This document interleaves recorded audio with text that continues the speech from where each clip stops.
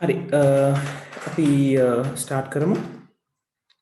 ගිය සතියේ අන්තිමට අපි කතා බහ කරා නේද OSI මොඩල් එක අපි අඳගත්ත ගිය සතියේ. ඒ මොඩල් එකට පස්සේ අපි කතා බහ කරා මේ ආරක්ෂණය සම්බන්ධයෙන් ආරක්ෂාව සම්බන්ධයෙන් security පැත්තෙන් මොනවාද network එක අපිට ගන්න පුළුවන් පියවර කියන එක. right එතෙන්දී අපි කතා බහ වුණා මේ encryption ගුප්තකේතනය කියන එක සහ digital signature කියන දෙක අපි කතා බහ වුණා. එතකොට අද අපි කතා කරනවා මේ threats ගැන. ගොඩක් වෙලාවට අද අපිට theory note එක ඉවර කරගන්න පුළුවන් වෙයි. එහෙම වුණොත් අපි IP addressing පැත්තට යන්න ඕනේ සහ ඒ වගේම තව network questions කීපයක් තියෙනවා අපිට ඉතිරි වෙලා diagram සඳින්න. එතකොට ඒ දේවල් ටිකත් ඇඳගෙන අපි සම්බන්ධ වෙමු. එතකොට මෙතනදී threats ගැන කතා කරනකොට සාමාන්‍යයෙන් අපි කම්පියුටර් එකක හෝ නැත්නම් network එකක් සම්බන්ධයෙන් අරගත්තම අපි මේ අනිෂ්ට මෘදුකාංගයක් කියලා පොදුවේ කතා බහ කරනවා. අපිට තියෙන මේ වෛරස්, worms ඔය කියන ඔක්කොම දේවල් ටිකට අදාළව. ඒතර හැම දෙයක්ම malware එකක්, අනිෂ්ට මෘදුකාංගයක්. ඒගොල්ලෝ නිෂ්පාදනය කරලා තියෙන්නේ පරිගණකයකට හෝ පරිගණක පද්ධතියකට හානි කිරීමේ අරමුණෙන් යුතුව. right? එතකොට එතන ඒ යටතේ අපිට කතා බහ කරන්න වෙන දේවල් තමයි viruses, worms, right? ඔය කියන දේවල් ටික. එතකොට අපිට viruses ගැන කතා වෙනකොට virus එකක් කියලා කියන්නේ අනිෂ්ට මෘදුකාංගයක්, malware එකක්. හැබැයි මේ virus කියන එකට ඉබේ ක්‍රියාත්මක වීමේ හැකියාවක් නැහැ. right? උදාහරණයක් විදිහට pen drive එකක් ඇතුලේ virus එකක් තිබුණා කියලා pen drive එක computer එකට fix කරපු ගමන් virus එක පැතිරීමේ හැකියාවක් නැහැ. ඒ virus එකත් එක්ක user එහෙමත් නැත්නම් වෙන විදිහකින් කියනවා නම් virus එක execute කිරීමක්, ක්‍රියාත්මක කිරීමක් සිද්ධ විය යුතුයි. right? ඒ virus එක ක්‍රියාත්මක වුණොත් එතනින් එහාට control එක virus එක අතට හම්බ වෙනවා. right? එතකොට එයා තමන්ගේ පිටපත් බොහෝ ගණනක් කම්පියුටර් සිස්ටම් එක මත මේවා කරගෙන කොපි කරලා සාමාන්‍ය වෛරස් එකක් විදිහටම පැතිරීමේ හැකියාව එයාට තියෙනවා. right? එතකොට මේකේ තියෙන විශේෂත්වය තමයි මම අර කලින් කිව්වා වගේ මෙයාට ඉබේ ක්‍රියාත්මක වීමේ හැකියාව නැහැ. මොකක් හෝ කියන්නේ දැනුවත්ව හෝ නොදැනුවත්ව අපි ක්‍රියාත්මක කිරීමක් කරන්න ඕන. හැබැයි worms කියන තත්ත්වයට આવොත් worms කියන කෙනත් වෛරස් එකටම සමානයි. කියන්නේ ඒත් අනිෂ්ට මෘදුකාංගයක්. හැබැයි මෙයාට තනිව ක්‍රියාත්මක වීමේ හා පැතිරීමේ හැකියාව තියෙනවා. ඒකට දැන් worms ද viruses ද වැඩියෙන් දරුණු නැත්නම් වැඩියෙන් නරක කියලා ඇහුවොත් අපිට worms කියන උත්තරයට තමයි යන්න වෙන්නේ. මොකද worms වලට පුළුවන් එයාට ඕනේ access එක. දැන් worm එකක් USB එකක් ඇතුලේ තිබ්බොත් USB එක කනෙක්ට් කරපු ගමන් ඒක ස්ප්‍රෙඩ් වෙනවා කම්පියුටර් එකට. ආයි ක්‍රියාත්මක කිරීමක් මුකුත් කරන්න අවශ්‍යතාවයක් නැහැ. right? ඒක ගොඩාක් වෙලාවට worms ගොඩාක් වෙලාවට ස්ප්‍රෙඩ් කරන්නේ ඔය email attachments, ඊළඟට ඔය fake web sites, right? ඊළඟට ඔය ඔයගලන්ට හම්බෙලා ඇති වෙබ්සයිට්ස් වලට ගියත් පස්සේ අර එකපාරට pop-up messages එනවා. ඔයා මිලියන ගාණක් දින්නා මේක ක්ලික් කරන්න එහෙම කියලා. right? ඔය වගේ messages හරහා පරිගණකයේ ඇතුළට access කරන ක්‍රම හොයාගෙන තියෙනවා worms වලට. right? Trojan එකක් කියලා කියන්නේ නැත්නම් Trojan horse කියලා අපි කියනවා. මේ Trojan එකක් කියලා කියන්නේ virus එකක් හරි worm එකක් හරි අපිට නොදැනෙන්න අපේ පරිගණකයට ඇතුළත් කරන්න පාවිච්චි කරන ප්‍රෝග්‍රෑම් එකක්. right? ඒ කියන්නේ අනිෂ්ට මෘදුකාංගයේ ආකාරයෙන්ම ඇප්ලයි වෙන්න පුළුවන් කම්පියුටර් එකට. ඒ කියන්නේ කෙලිම යා විදිහටම පැවතිලා නැත්නම් මේ අපි ජෙනුයින් කියලා දකින දෙයක් අව්‍යාජ බවක් පෙන්නන ෆයිල් එකක් හෝ නැත්නම් වැඩසටහනක් ඇතුලේ අපිට ටැග් කිරීමක් කරන්න පුළුවන්.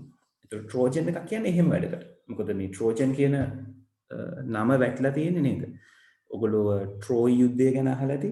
ඒ ට්‍රෝයි කියන ගම නැත්නම් ට්‍රෝයි කියන නගරය වෙන කිසිම රෝමානු හමුදාවකට යටත් කරගැනීමේ හැකියාවක් නොතිබිච්ච කාලෙක ඒ හමුදාව පාවිච්චි කරන එක ක්‍රමවේදයක් නැත්නම් එක ටෙක්නික් එකක් තමයි මේ ට්‍රෝජන්ස් කියලා කියන්නේ.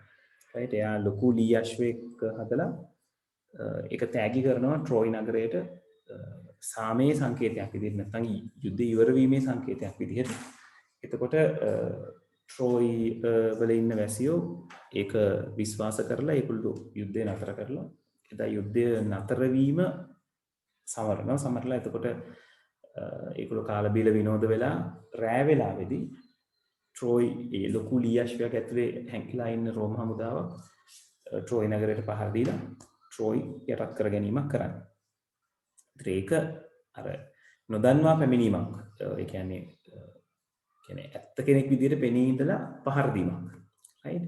ඒතර මේ ට්‍රෝජන් ටයිප් එකේ මැල්වෙයාර්ස් කියලා කියන්නේ අන්න එහෙම වැඩසටහනක්. ඒතර එයාට පුළුවන් වෛරස් එකක් හරි වර්ම්ස් එකක් හරි තබාගෙන ඉන්න එයා ගාව. රයිට්. එතකොට ඒක මෙහෙම ඩුප්ලිකේට් වීමක් සිද්ධ වෙන්නේ නැහැ. එයා කැරියර් එකක්. රයිට්. එතකොට අපිට උදාහරණයක් විදිහට අපි මොකක් හරි ෆයිල්ස් ටිකක් නැත්නම් මොකක් හරි පොඩි මෘදුකාංගයක් අපි භාගත කරගන්නකොට ඩවුන්ලෝඩ් කරගන්නකොට ඉන්ටර්නෙට් වලින් ඒකේ ඇතුළට වෛරස් එකක් හරි වෝම් එකක් හරි එම්බෙඩ් කරලා එවන්න පුළුවන්. ඒතර අපි ඩවුන්ලෝඩ් කරගන්නේ අපිට අවශ්‍යයි කියලා හිතන මෘදුකාංගය.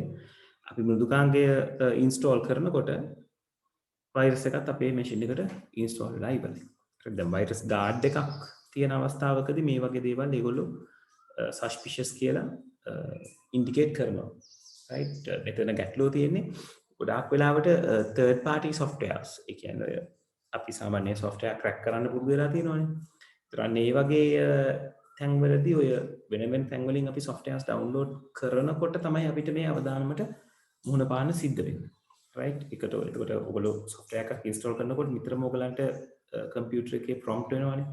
මේක මේ genuine එකක් කියලා ඔයාලට හොඳටම sure ද ඔයාලට අවශ්‍යද මේක install කරන්නද කියලා අපෙන් confirmation එක ගන්නවා නිතර. right. එහෙම ගන්නේ අර හරියටම publisher කෙනෙක් නැහැ කියන එක තේරෙන program සඳහා. මොකද operating system එකට බෑ තේරුම් ගන්න මේක malware එකක්ද software එකක්ද කියලා. right. ගොඩක් virus guards වලට පුළුවන් මේ trojan horse recover කරගන්න නැත්නම් reveal කරගන්න.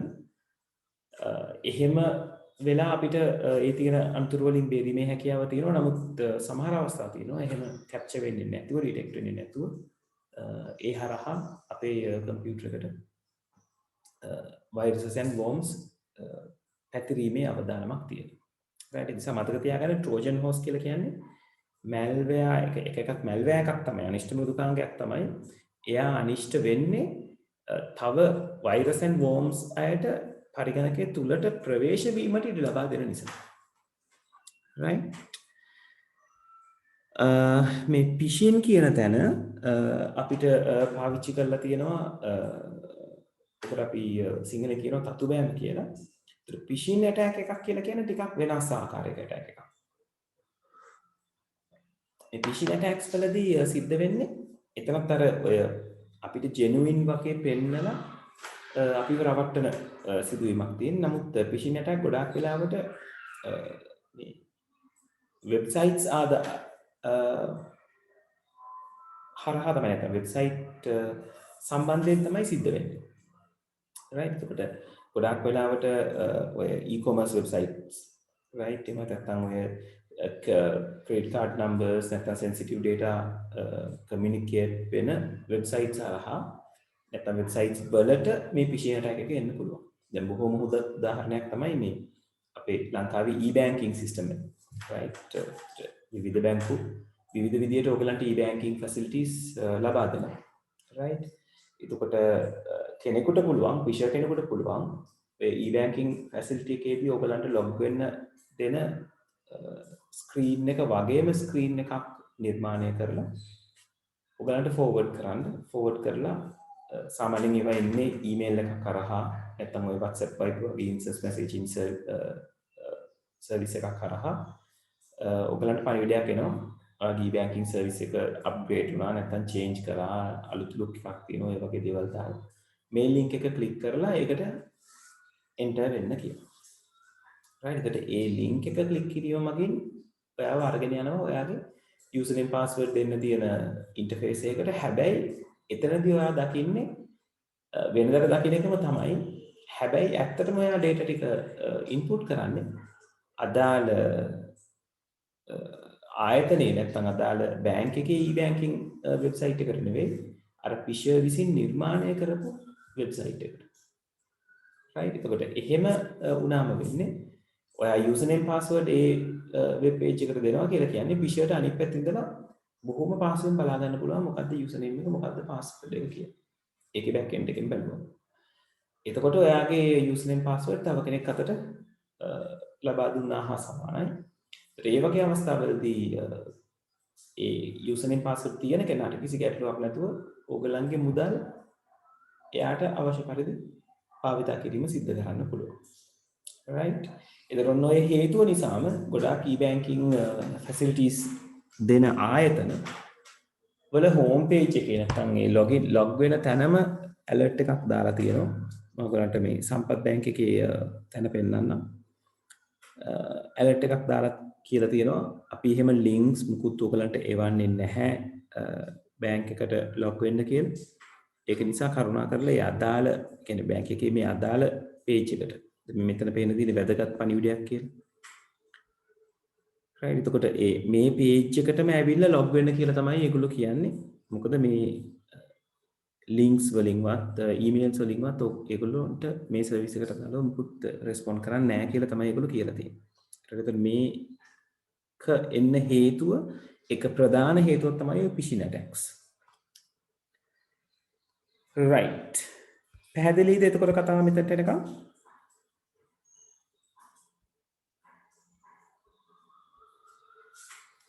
ඔව් ළමයි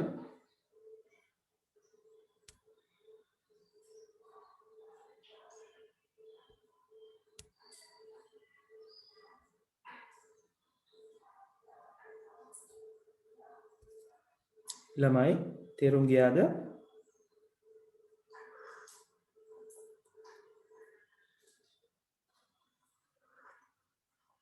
right හොඳයි. ඊළඟට කතා කරලා තියෙනවා කොහොමද මේ malicious softwares වලින් අපි බේරෙන්නේ කියලා. right කොහොමද අපි වැළකෙන්නේ කියලා. right එතකොට එතනදී අපිට අලුතෙන් network device එකක් ගැන කතා කරනවා firewall එක ගිනි පවුර විදිහට. ඒතර මේක අපි ඊළඟ network device එක වෙනවා අපි ලියා ගන්න ඕනේ අපේ device list එකට. එතකොට ගිනි පවුර නැත්නම් firewall එක කරන්නේ අනවසර ඇතුළත් වීම. අනවසර ඇතුළත් වීම ජාලයකට කරන අනවසර ඇතුළත් වීම නතර කරන එක. right එතකොට මේක මෘදුකාංගයක් විදිහට වාට ලබා ගන්නත් පුළුවන් දෘඩාංගයක් විදිහට ලබා ගන්නත් පුළුවන්. කෙසේ වෙතත් මේ කියන ෆයර්වෝල් එක ඔයාගේ නෙට්වර්ක් එකක ප්ලේස් වෙන්නේ රවුටර් එක තමයි එළියේ තියෙන ඔක්කොම දත්ත ටික ලබා ගන්න පුළුවන් කෙනා. එතකොට රවුටර් එකට දත්ත ලබා ගත්තම ඊළඟට රවුටර් එක කනෙක්ට් වෙන්නේ නෙට්වර්ක් එකට. તો රවුටර් එකට දත්ත ටික ලැබුණම අපි චෙක් කරලා බලන්න ඕනේ මොන ආකාරයේ දත්තද මට ලැබිලා තියෙන්නේ. නැත්නම් අවසර ලද දත්තද ලැබිලා තියෙන්නේ. අවසර නැත්නම් එතනින් එන එක නතර කරනවා. අවසර තියෙනවා නම් නෙට්වර්ක් එක ඇතුළට එන්න ඉඩ හරිනවා. එතකොට හොඳට මතක තියාගන්න ෆයර්වෝල් එකක් කනෙක්ට් වෙන්න ඕනේ රවුටර් එකයි ලෝකල් ඒරියා නෙට්වර්ක් එකේ තියෙන ස්විච් එකයි අතර මැද. right මොකද රවුටර් එකෙන් එන දේ චෙක් කරලා තමයි ස්විච් එකට ලබා ගැනීමට හැකියාව ලැබෙලා දෙන්නේ. right ඒ වගේම තමයි අපිට antivirus softwares පාවිච්චි කරන්න පුළුවන්. right එකෙන් virus guard කියන්නේ viruses වලට නැත්නම් malwares වලට අදාළව protection එකක් ලබා ගන්න පුළුවන්. ඔක්කොටම වඩා වැඩිපුර වටින්නේ මේ නිසි අධ්‍යාපනය proper education කියන එක. right ඒතර මේක නිසි අධ්‍යාපනයක් ලබා දුන්න නම් තියෙන නේද ethics මොනවද නේද ප්‍රතිපත්ති මොනවද right නොකල යුතු දේ මොනවද කළ යුතු දේ මොනවද කියලා. එතකොට මේ වගේ අවස්ථාවන් වලට මුහුණ දෙන එක නතර වෙනවා. ඒ කියන්නේ නේද අනිෂ්ට මෘදුකාංගයක් හදන්න අයට විශාල දැනුමක් තියෙනවානේ පරිගණක සම්බන්ධයෙන්. එතකොට ඒගොල්ලෝ කරන්නේ නමුත් වැරදි වැඩක්. ඒත් නිසි අධ්‍යාපනයක් ලබා දීමෙන් ඒ වගේ වැඩ අවම කරගන්න පුළුවන්. right හරි අපි ෆයර්වෝල් එක ගැන අපේ නෝට් එකට දාගෙන ඉමු. right ඔව් අපි L3 ස්විච් එක ගාවට වෙනකන් ලියාගෙන තියෙනවා. මේ පැත්තෙන් DNS සර්වර් එක ගාවට වෙනකන් ලියාගෙන තියෙනවා. ෆයර්වෝල් එක විදිහට අරගන්න ඔයගලන්ගේ ඊළඟ ඩිවයිස් එක right firewall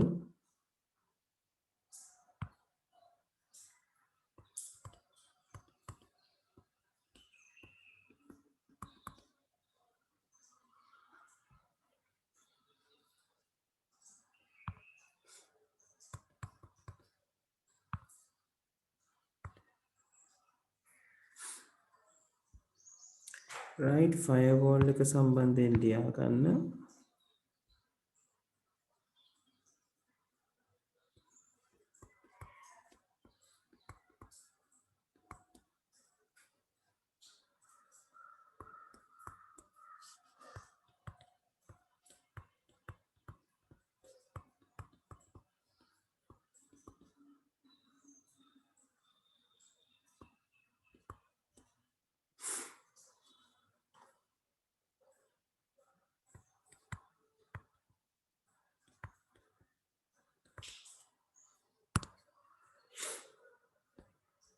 right එතකොට ෆයර්වෝල් එකක් කනෙක්ට් වෙන විදිහක් මම මෙතන පෙන්වන්නම්. මේ තියෙන්නේ නෙට්වර්ක් එකක් කියලා හිතුවොත් මෙතන ස්විච් එක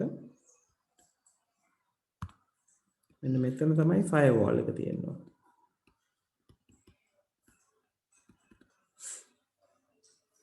right ෆයර්වෝල් එක තමයි රවුටර් එකට කනෙක්ට් වෙන්නේ.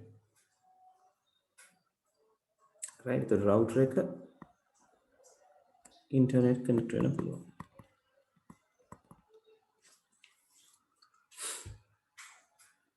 right හරි අපි ෆයර්වෝල් එක ගැන ටක් ගාලා ලියාගමු. මම විනාඩියක් දෙන්නම් කොපි කරගන්න.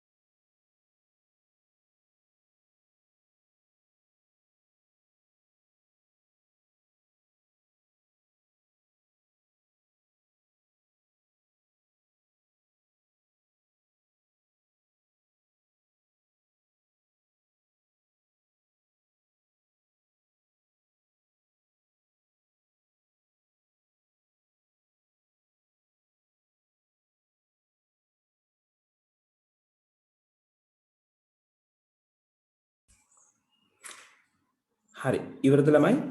තාම ලියන අය ඉන්නවද?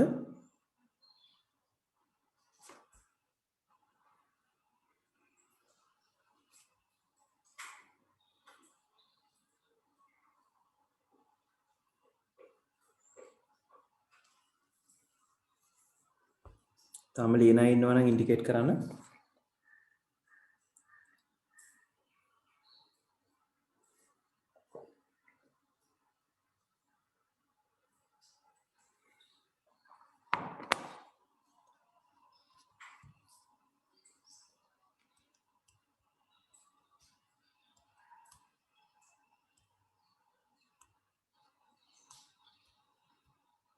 right අපි ඉස්සරහට යමු. ඊළඟට ඕගොල්ලෝ දන්න කියලා දෙයක් ගැන කතා කරන්නේ ගෘහස්ත ජාලය අන්තර්ජාලයට සම්බන්ධ කිරීම. right මේ ගෘහස්ත ජාලය කියලා කියන්නේ අපේ ගෙදර තියෙන නෙට්වර්ක් එක. right? එතකොට අපි ගෙදර ඉන්න අය අපි කොහොමද ඉන්ටර්නෙට් එක සම්බන්ධ වෙන්නේ? දැන් ඔයගොල්ලන්ට අයිඩියා එකක් තියෙනවා ඔයගොල්ලෝ කනෙක්ට් වෙන්නේ ඔයගොල්ලෝ රවුටර් එකට කනෙක්ට් වෙලා නේද? එතකොට රවුටර් එකට කනෙක්ට් වුණාම රවුටර් එක කොහොමද අන්තර්ජාලය හා සම්බන්ධ වෙන්නේ? එතකොට මුල්ම කාලවලදී මේ අන්තර්ජාල සම්බන්ධතාව අපිට ලබා දෙන්නේ ඩයල් අප් කනෙක්ෂන් එකක් විදිහට. right? ඩයල් අප් කනෙක්ෂන් එකක් කියලා කියන්නේ සාම්ප්‍රදායික ටෙලිෆෝන් නෙට්වර්ක් එක අපි අදටත් පාවිච්චි කරන්නේ ඒ සාම්ප්‍රදායික ටෙලිෆෝන් නෙට්වර්ක් එක තමයි. එතකොට ඒ නෙට්වර්ක් එක හරහා එන වයර් එක මොඩම් එකක් හරහා කම්පියුටර් එකට සම්බන්ධ වෙනවා. ඕක තමයි ඩයල් අප් කනෙක්ෂන් එකක තිබ්බ තත්ත්වය. එතකොට අපේ ගෙදරට හම්බෙන්නේ එක ටෙලිෆෝන් ලයින් එකයි. ඒතර ඒ ටෙලිෆෝන් ලයින් එක මොඩම් එකට කනෙක්ට් කරලා මොඩම් එක කම්පියුටර් එකට කනෙක්ට් කරාම ඉන්ටර්නෙට් අරගන්න පුළුවන්. ඒ වයර් එක මොඩම් එකෙන් ගලවලා ටෙලිෆෝන් එකට ප්ලග් කරාම ටෙලිෆෝන් කෝල්ස් ගන්න පුළුවන්. right? එතකොට ඒ ඩයල් අප් කනෙක්ෂන් එකේදී තිබ්බ ප්‍රධානම අවාසිය තමයි කෝල්ස් ගන්න වෙලාවට ඉන්ටර්නෙට් යන්න බෑ, ඉන්ටර්නෙට් යන වෙලාවට කෝල්ස් ගන්න බෑ. තව ප්‍රධාන අවාසියක් තිබුණා ඒ කනෙක්ෂන් එක බොහොම ස්ලෝ. එක 56 kbps right? කිලෝබයිට් 56යි තප්පරයකට හම්බෙන්නේ කිලෝබයිට්ස් per second. right? ඊට පස්සේ ටෙක්නොලොජි එක දියුණු වෙනවා DSL කියන වර්ගයට, digital subscriber line. right? digital subscriber line වලදී සිද්ධ වෙච්ච වෙනස තමයි මේ මොනවාද අපි ටෙලිෆෝන් කමියුනිකේෂන් සඳහා පාවිච්චි කරන නෙට්වර්ක් එකම පාවිච්චි කරලා හඬ කියන එක සංඛ්‍යාතයකිනුත් දත්ත කියන එක වෙනත් සංඛ්‍යාතයකිනුත් එවා ගන්න පුළුවන් වුණා. right? ඒක හරියට අර මේ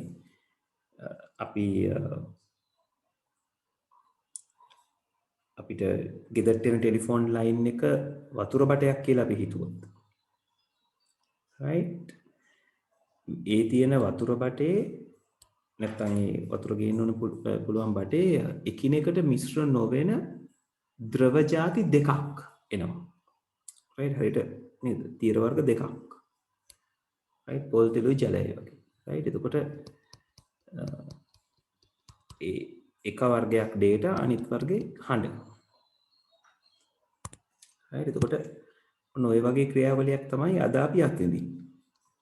right? එතකොට එතනින් තමයි මේ digital subscriber line කියන ටෙක්නොලොජි එක තමයි ඔය වෙනස්කම සිද්ධ වෙන්නේ. right? එතකොට එතනදී හම්බ වෙච්ච ප්‍රධානම වාසිය තමයි අර ටෙලිෆෝන් කෝල්ස් ගන්න වෙලාවට ඉන්ටර්නෙට් යන්න බෑ, ඉන්ටර්නෙට් යන්න තියෙන වෙලාවට ටෙලිෆෝන් කෝල්ස් ගන්න බෑ කියන කතාව එතනින් නතර වෙනවා. මොකද ඔයගොල්ලෝ අද ඔයගලන්ගේ ටෙලිෆෝන් ලයින් එක චෙක් කරලා බැලුවොත් පෙනෙයි එළියේ ඉඳලා කියන්නේ වයර්ලස් එකක් නෙවෙයි ඔයගලන්ට වයර්ඩ් කනෙක්ෂන් එකක් නම් තියෙන්නේ. SLT කනෙක්ෂන් එකක් නම් තියෙන්නේ. SLT එකේ ඉඳලා එන වයර් එක ස්ප්ලිටර් එකකින් දෙකට බෙදනවා. ටෙලිෆෝන් ලයින් එකට යන වෙනම ලයින් එකක් තියෙනවා. ADSL කියලා වෙනම ලයින් එකක් තියෙනවා. right? එතකොට මේ ඩිජිටල් සබ්ස්ක්‍රයිබර් ලයින් එකේ ආපු වාසි ගැන මුලින් කතා බහ කරලා තියෙනවා. right? මේක ඇවිල්ලා මේ separate service එකක්, independent service එකක්. මම අර කලින් කිව්වා වගේ. එයා වෙනම frequency එකකින් එන්නේ, voice එක වෙනම frequency එකකින් එන්නේ. ඒක නිසා ගැටලුවක් නැහැ. හැබැයි ටෙලිෆෝන් කනෙක්ෂන් එක ඩවුන් වුණාම ඔයාට ඉන්ටර්නෙට් සහ ටෙලිෆෝන් කියන දෙකම තම බාධා ඇති වෙනවා. ඒ කියන්නේ ටෙලිෆෝන් කණුවක් කඩන් වැටුනොත් හරි, ලයින් එක බාධා වුණොත් හරි DSL එකක් හරහා ඔයාට දත්ත ලබා ගැනීමේ හැකියාවක් එන්නේ නැහැ. ඒ කොපර් ලයින් එක නැත්නම් ටෙලිෆෝන් වයර්ස් කැඩලා බිඳලා තියෙන නිසා. right? හැබැයි මේකේ තියෙන ආරක්ෂාව වැඩි. right? ඒ වගේම තමයි මෙයාට විශාල දත්ත ප්‍රමාණයක් අරගෙන එන්න පුළුවන්. සහ මේ දත්ත වෙනුවෙන්ම වෙන් වෙච්ච කෙනෙක් නිසා. right? අපිට දත්ත හුවමාරු වීම, ඒ කියන්නේ අපි මොන හරි දෙයක් බලනකොට data එක download වෙනවා. මොන හරි දෙයක් අපි අන්තර්ජාලයට දානකොට data upload වෙනවා. right? ඒත් අන්න ඒ කියන දේවල් බොහොම වේගයෙන් අපිට කරගැනීමේ හැකියාව ආවා. right? අර සාමාන්‍ය ඩයලොග් කනෙක්ෂන් එකට සාපේක්ෂව. ඒතර DSL වල විවිධ ආකාරයේ වර්ග තියෙනවා. ADSL, SDSL කියලා තියෙනවා. right? ADSL කියලා කියන්නේ asymmetric digital subscriber line. asymmetric කියන වචනේ තේරුම අසමමිතිකයි කියන එක. right? එතකොට මේ අසමමිතික කියන වචනේ මේකට ගෑවෙන්න හේතුව asymmetric කියන වචනේ ගෑවෙන්න හේතුව මේ DSL කියන ටෙක්නොලොජි එක දැන් අපි දන්නවනේ data සහ voice වෙන වෙනමයි ගේන්නේ කියලා. ඒතර මේ voice data එක අරගෙන එන data එක අරගෙන තියෙන frequency එකේ ඒ මාර්ගය තමයි මෙයාට data ගෙන ඒම ගෙන යෑම. ඒ කියන්නේ ඔයගලගේ computer එකේ විතර data අරගෙන එන එක computer එකෙන් එළියට data ගෙන යෑම. වෙනවිදිහින් කියනවා නම් download කිරීම සහ upload කිරීම දෙකම සිද්ධ වෙන්නේ ඔය කියන frequency එකේ. ඒතර මේ asymmetric එකේදී කරලා තියෙන්නේ download speed එක ගොඩක් වැඩි කරලා තියෙනවා upload speed එකට සාපේක්ෂව. right? මොකද පරිශීලකයෝ විදිහට අපි වැඩිපුර පාවිච්චි කරන්නේ downloading කියන පැත්ත. right? අපි website එකක් view කරනකොට download වෙනවා. සින්දුවක් අහනකොට ඒක download එකක්. YouTube එකේ සින්දුවක් බලනවා කියලා කියන්නේ data download එක. ඒ නිසා download එක. ඔකට අපි downstream එක කියලා කියනවා. downstream එක තමයි වැඩිපුරම සිද්ධ වෙන්නේ. right? upstream එක අඩුවෙන් අපෙන් සිද්ධ වෙන්නේ. right? එතකොට ඒ නිසා ADSL හැදිලා තියෙන මේ විදිහට downstream එක වැඩි වෙන්නත් upstream එක අඩු වෙන්නත් වේගෙන් අඩු වෙන්නත්. ඒතර අප්ලෝඩ් කරන එකට වැඩි වෙලාවක් ගත වෙනවා. ඩවුන්ලෝඩ් වලට ඉක්මනින් අපිට ඩවුන්ලෝඩ් කරගන්න පුළුවන්. right? ඒ වගේම තමයි මේක බොහොම වේගවත්ව සිද්ධ වෙන දෙයක් සහ මෙයාට යන වියදම සාපේක්ෂව ගොඩක් අඩුයි. right? ඒ වගේම තමයි දැන් ඔයාලට අප්ස්ට්‍රීම් දැන් මෙතන නැති කරුණකුත් මම ඔයගලන්ට සඳහන් කරොත් අප්ස්ට්‍රීම් එක ඔයගලන්ට වැඩි කරගන්න අවශ්‍ය නම් උදාහරණයක් විදිහට දැන් ඔය වීඩියෝ ප්‍රොඩියුස් කරලා නිතරම අප්ලෝඩ් කරන කෙනෙක් නම් එතකොට යාට අප්ලෝඩින් වලට දේවල් වැඩි වෙන්න ඕනේ. අප්ස්ට්‍රීම් එක වැඩි වෙන්න නම් ඒගොල්ලෝ වෙනුවෙන් DSL type එකක් තියෙනවා SDSL කියලා symmetric digital subscriber line. ඒකේ upstream එකයි downstream එකයි දෙකම සමානයි. ADSL වල upstream and downstream සමාන නැහැ. downstream එක වැඩි, upstream එක අඩුයි. right? එතකොට ඔය දේවල් තමයි අපිට වාසි කියලා කතා බහ කරන්න තියෙන්නේ. right? ඊළඟට කතා බහ කරලා තියෙනවා මේ පෞද්ගලික IP භාවිතා කරන ගෘහස්ත lands ගැන. ඒ කියන්නේ අපේ මේ තියෙන අපේ ගෙදර තියෙන devices ටික කොහොමද අන්තර්ජාලය හා සම්බන්ධ වෙන්නේ? ඒ සඳහා මොන වගේ ක්‍රමවේදයක්ද පාවිච්චි වෙන්නේ කියන එක. එතකොට සාමාන්‍යයෙන් අපි device එකක් අන්තර්ජාලය හා සම්බන්ධ වෙනවා, අන්තර්ජාලය ලබා ගන්නවා කියලා කියන්නේ එළියේ ඉන්න අන්තර්ජාලයේ ඉන්න කෙනාට අපේ device එක පේන්න ඕනේ. ඒ වගේම තමයි අපේ devices වලට IP address එකක් තියෙන්න ඕනේ. ඒක ඇවිල්ලා public IP address එකක් කියලා අපි හඳුන්වනවා. right? public IP address එකක් තියෙන කෙනෙක්ව තමයි තව කෙනෙකුට දකින්න පුළුවන් වෙන්නේ. තව මැෂින් එකකට දකින්න පුළුවන් වෙන්නේ. දැන් ප්‍රශ්නේ තියෙන්නේ public IP addresses හැම එකකටම අපිට assign කරන්න බෑ. servers වල අපි public IP addresses දීලා තියෙනවා. public IP addresses සීමිතයි. right? ඒක නිසා දැන් අපි ගෙවල් වශයෙන් ගත්තොත් ලෝකේ නේද? එක ගෙදරක දැන් අනිවාර්යෙන් devices 3ක් 4ක් ඔයගලන්ට දකින්න හම්බ වෙනවා. එතකොට මේ 3 4ම ගොඩක් වෙලාට අන්තර්ජාලය හා සම්බන්ධ වෙනවා. එතකොට මේ හැම නිවසක්ම ගත්තම ලෝකයේ තියෙන ඒගොල්ලන්ගේ population එක, ඒ කියන්නේ ජනගහනය මැච් කරන්න තරම් IP ලිපින ප්‍රමාණවත් නැහැ. ඉතින් ඒ වෙනුවෙන් පාවිච්චි කරන්න පුළුවන් පොදු IP ලිපින, right? public IP addresses. එතකොට ඒ වෙනුවෙන් පාවිච්චි කරන්න පුළුවන් private IP ලිපින සෙට් එකක් තියෙනවා. ඒක ඕනම තැනක පාවිච්චි කරන්න පුළුවන් ඕනම කෙනෙකුට. දැන් පොදු IP ලිපිනේ මම පොදු IP ලිපිනයක් මගේ කම්පියුටර් එකට දුන්නොත් ඒ පොදු IP ලිපිනේ වෙන කෙනෙකුට පාවිච්චි කරන්න බෑ. right? එකම network එකේ කොහොමද පාවිච්චි කරන්න බෑ. වෙනස් network වල පාවිච්චි කරන්නත් බෑ. right? එතකොට මෙතෙන්දි කරන ටෙක්නික් එක තමයි private IP addresses. පෞද්ගලික IP ලිපින ලබා දෙනවා network එකේ තියෙන host වලට, right? දීලා එයාව කනෙක්ට් කරනවා public IP address එකක් හරහා. right? එතකොට ඔය වැඩේ කරන්න right ඔය වැඩේ කරන්න ඔයගලන්ට උදව් වෙන කෙනා තමයි මෙන්න මේ proxy server එක කියලා කියන්නේ. right? එතකොට proxy server එකක් කරන්නේ මෙතන මේ පින්තූරෙන් ඔයගලන්ට මට පැහැදිලි කරන්න පුළුවන් proxy server එක කියන එක කෙනා කරන්නේ දැන් මේ වම් අත පැත්තේ තියෙන්නේ local area network එක යාගේ. ඒවට දීලා තියෙන්නේ private IP addresses. private අය එළියට පේන්නේ නැහැ.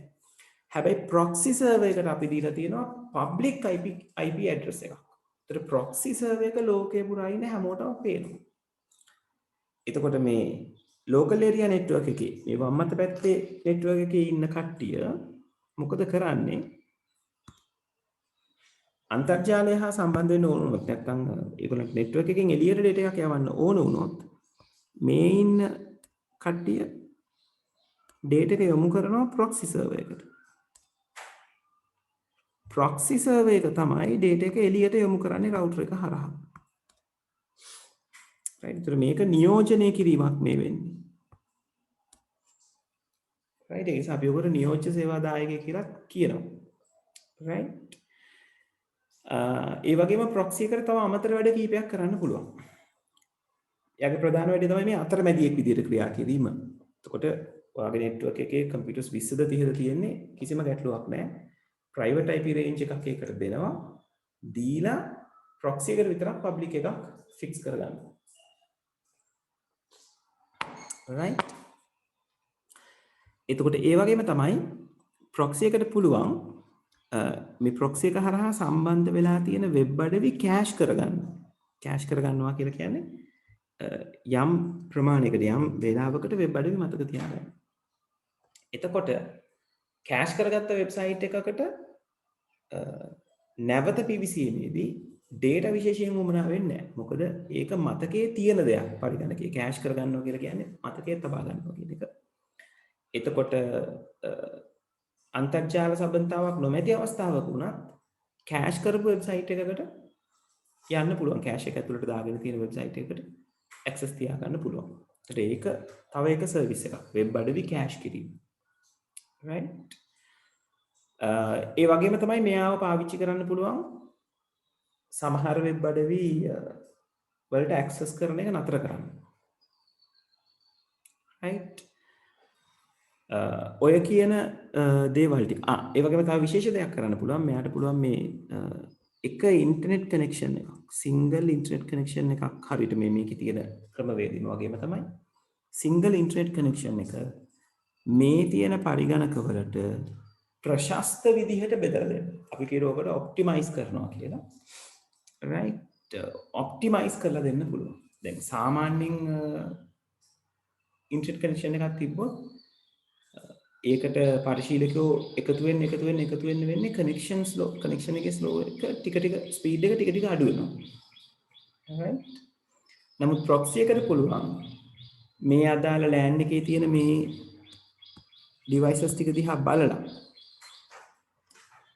ඒකේ කවුද වැඩිපුරම data වමනාවක් තියෙන්නේ කියන එක හොයලා බලලා ඒ කෙනා වෙනුවෙන් වැඩිපුර දීලා අනිත් පැත්තත් එක්ක ඒ වැඩිපුර දීපු data ප්‍රමාණය manage කරගන්න. right? ඒතර ඔන්න ඔය කියන benefits හතර තියෙනවා මෙතන proxy server එකක් පාවිච්චි කරාම.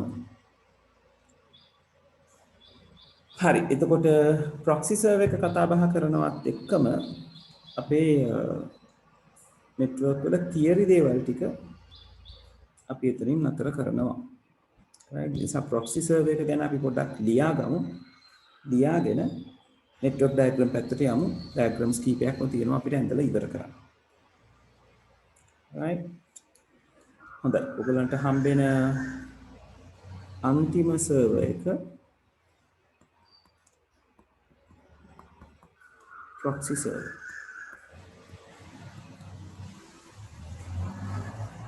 right?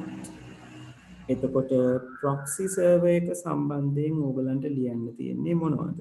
මෙන්න මේ ටික ලියා ගන්න පුළුවන්. ඔයගොල්ලොත් මාත් එක්කම ලියුවට කමක් නැහැ.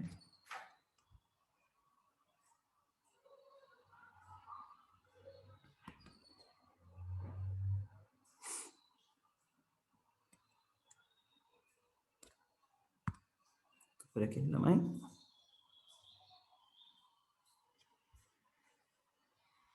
ඔව්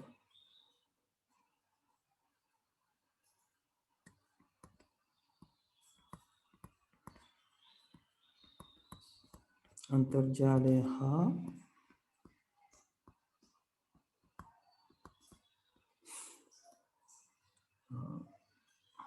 පරිශීලක පරිගණකය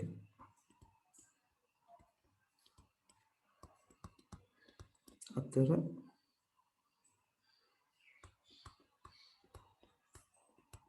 අතරමැදියෙකු ලෙස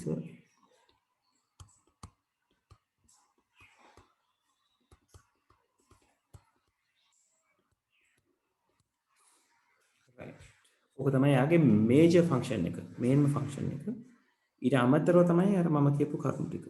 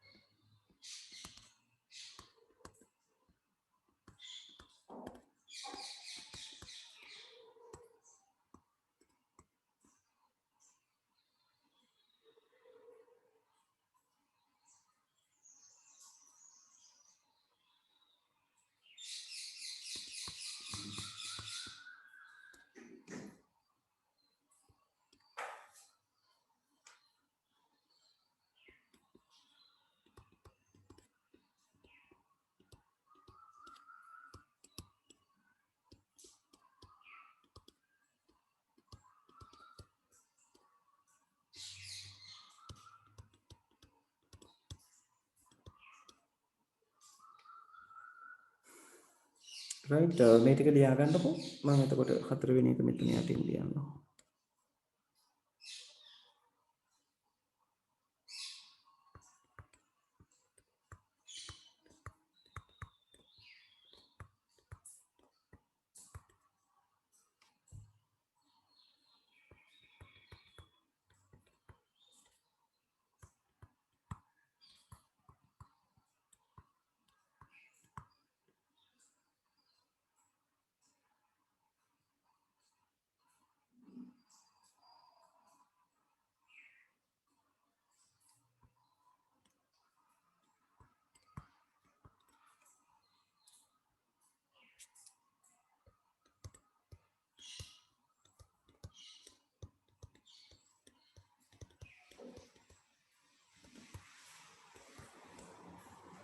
රයිට් ඔන්න ඔය ෆන්ක්ෂන්ස් හතර ප්‍රොසෙස් එකකට කරන්න පුළුවන්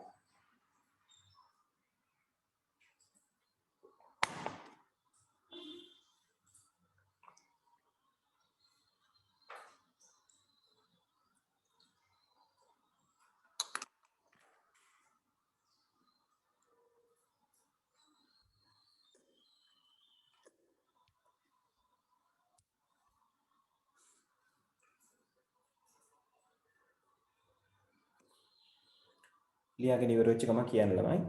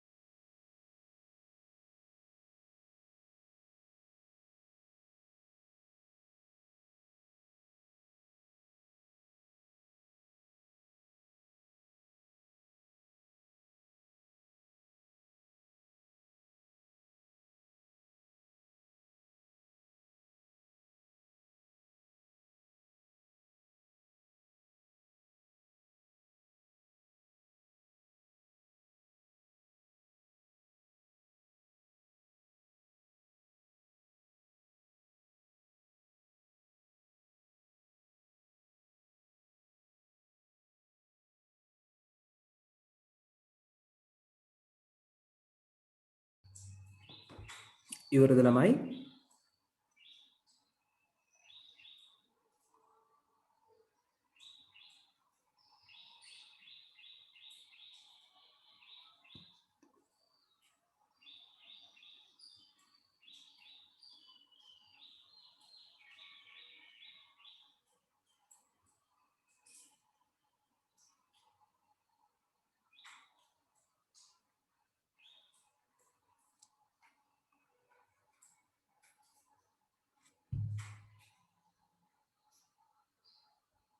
right. හරි.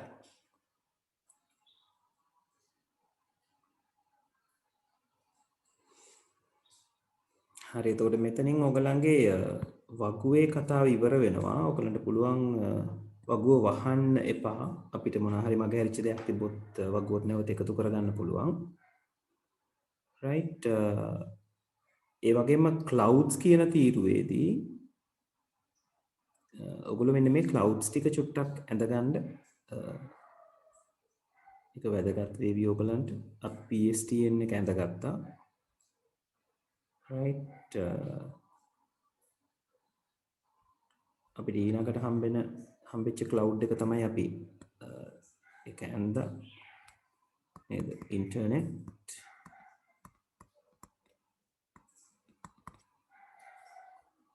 right.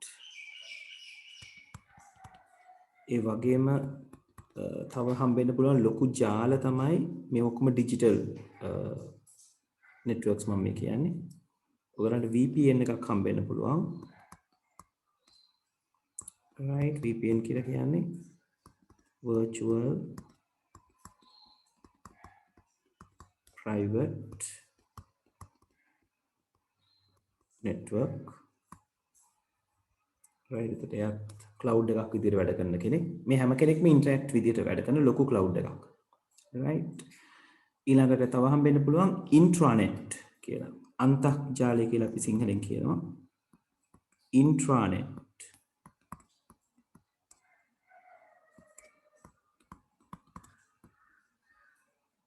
right. ඒකත් ජාලයක් විදිහට ඔයගලන්ට හම්බෙන්න පුළුවන් තැනක්. right. ඒතකොට ඔන්න ඔය ජාල වර්ග තුනක් පොඩ්ඩක් නෝට් එකට දාගන්න.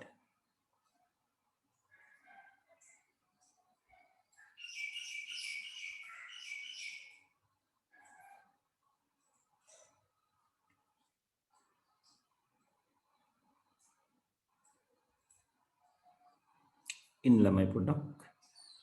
මගේ අතින් ඒක මිස් වුණා.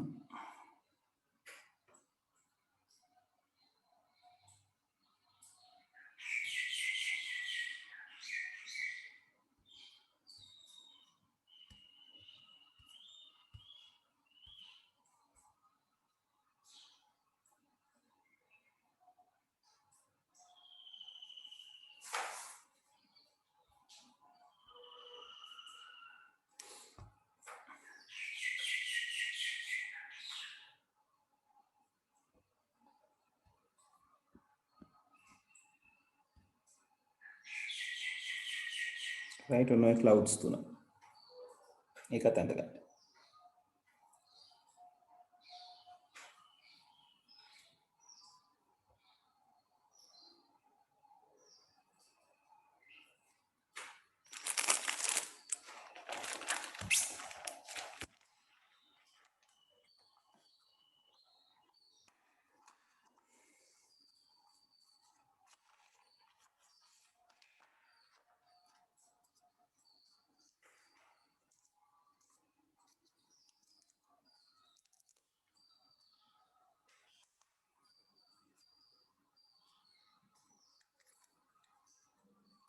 ඉවරද ළමයි?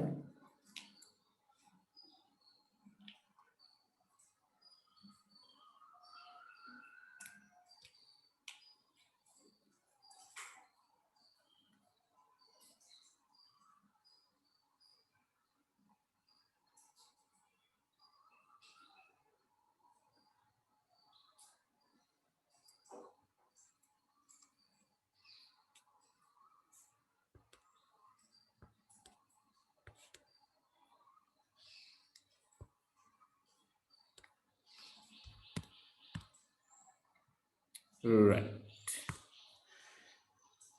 හරි තාම අඳින කෙනෙක් ඉන්නවද? ඉන්නවනම් පොඩ්ඩක් ඉන්ඩිකේට් කරන්න.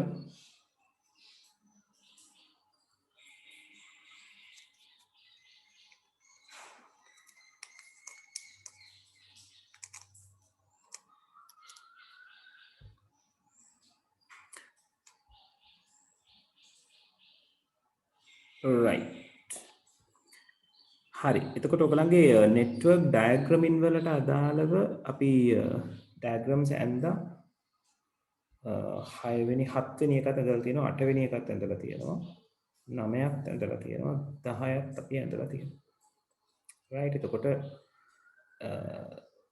diagram වල 10 වෙනි ප්‍රශ්නෙට පස්සේ නේද 11 12 13 කියලා ප්‍රශ්න තුනක් තියෙනවා. ඔන්න ඔය තුන දැන් අපිට කරන්න පුළුවන්. right හරි එහෙනම් ඉක්මනට අඳින්න පටන් ගමු. මේ 11 වෙනි ප්‍රශ්නේ ફોකස් කරලා තියෙන්නේ ෆයර්වෝල් එක ගැන. right 12 වෙනි ප්‍රශ්නේ ફોකස් කරලා තියෙන්නේ proxy server එක ගැන. right 13 වෙනි ප්‍රශ්නේ සම්පූර්ණ ප්‍රශ්නයක් දීලා තියෙන්නේ කට්ටියම එකතු කරලා ඉවර වෙලා වැඩ කරගන්න කියලා. right එතකොට ඔයගොල්ලෝ කියවල බලලා ඉක්මනට ඩයග්‍රෑම් එක අඳින්න බලන්න. දැන් 5:24යි වෙලාව. 11 වෙනි ප්‍රශ්නේ ඉවර කරගන්න මම විනාඩි 5ක් දෙන්නම්. 5:24යි 5:29ට මම මේ 11 වෙනි ප්‍රශ්නේ අඳින්න පටන් ගන්නවා. right හරි ඉක්මන් කරමු. ඒ වගේම අඳින එක පුළුවන් නම් මට එවන්න ළමයි. එතකොට මට බලන්න පුළුවන් මේ පැත්තෙන් කොහොමද වැඩේ කියලා.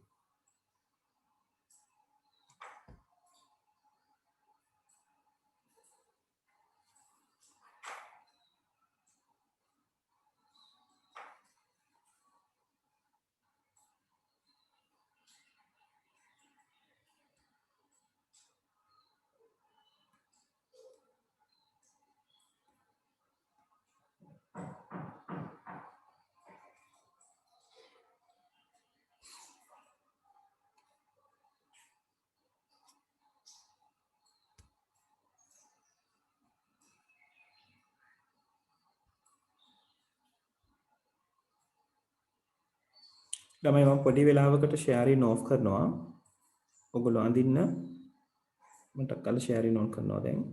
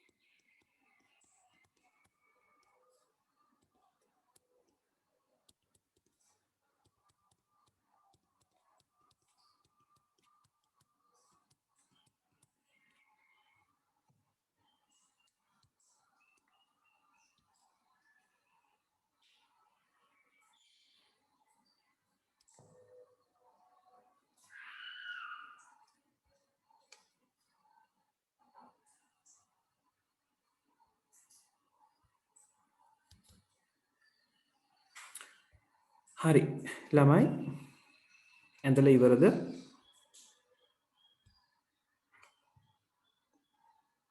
එකොළොස්වෙනි ගාන අඳින අය ඉන්නවත් තාම?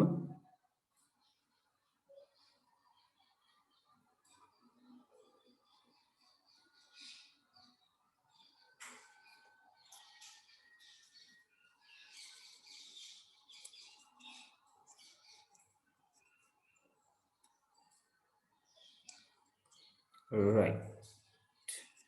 හරි අපි කතා කරමු මේක ගැන. එතකොට මෙතන කතා වෙන්නේ සමාගමක් ඔවුන්ගේ ජාලයට ආරක්ෂාව සැපීම සඳහා ගිනි පවුරක් ෆයර්වෝල් එකක් ස්ථාපිත කිරීමට ඔබගේ සේවය බලාපොරොත්තු වේ. මෙම ජාලයට මේ මොහොතේ පරිගණක 60ක් සහ ස්කෑනර් දෙකක් ඇති අතර එම සෑම උපාංගයක්ම එකිනෙකා සමග සංනිවේදනය කළ හැකි අතර ජාලයට අන්තර්ජාල පහසුකම සපයා ඇත. මෙම ජාලයට ආරක්ෂාව තිබිය හැකි ආකාරය පෙන්වීමට ජාල රූප සටහනක් අඳින්න. හරි. එතකොට මේක ලේසි කියලා කියන්නේ මේකේ අඳින්න කියලා තියෙන්නේ අපිට විසඳ ගන්න තියෙන්නේ දේවල් දෙකයි. එකක් තමයි නෙට්වර්ක් එක හැදිලා තියෙන්නේ කොහොමද කියන එක සහ ඒකට සිකියුරිටි දීලා තියෙන්නේ කොහොමද කියන එක. right. එතකොට මෙතනදී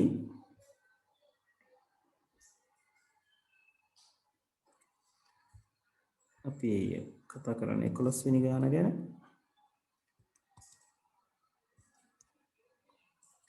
right.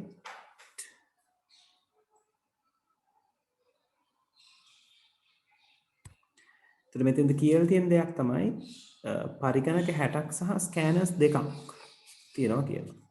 right. එතකොට අපිට ඕනම නෙට්වර්ක් එකක් අඳින්න කිව්වොත් අපි අඳින ක්‍රමවේදය නේද?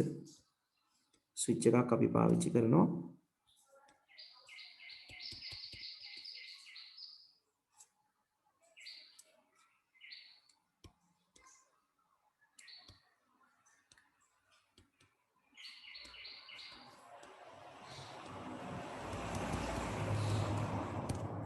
right. ස්විච් එකට අපි කනෙක්ට් කරනවා අපිට අදාළව තියෙන පරිගණක ටික. right. එතකොට පරිගණක 60ක් කියලා අපිට තියෙන්නේ. ඒක නිසා එකක් PC1 අනිත් එක PC60 කියලා දාලා අපිට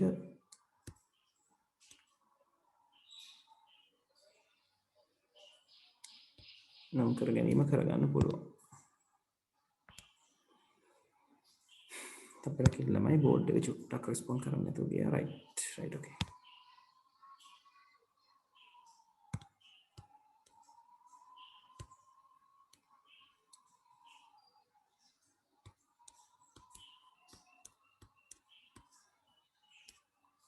right. එතකොට මේ අතර PCs 60ක් තියෙනවා. ඒ වගේම ස්කෑනර්ස් දෙකක් තියෙනවා කියලා තියෙනවානේ. ඒ නිසා මේක ස්කෑනර් 1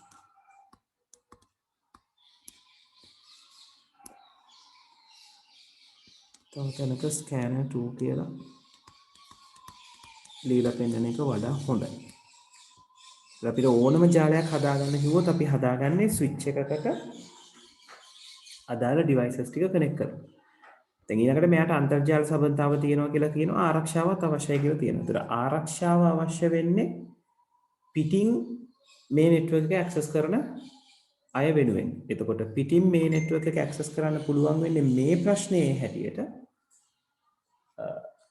අන්තර්ජාල සබඳතාව හරහා පමණයි. right. එතකොට එහෙමනම් අපිට පාවිච්චි කරන්න පුළුවන්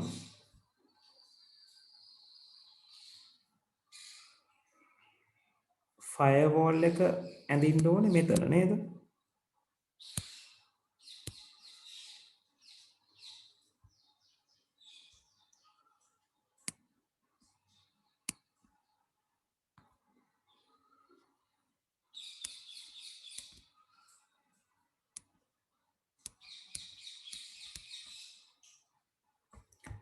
මේ තප්පරයක් ඉන්න පෙන් එක ගැටලු සහගත වෙනවා.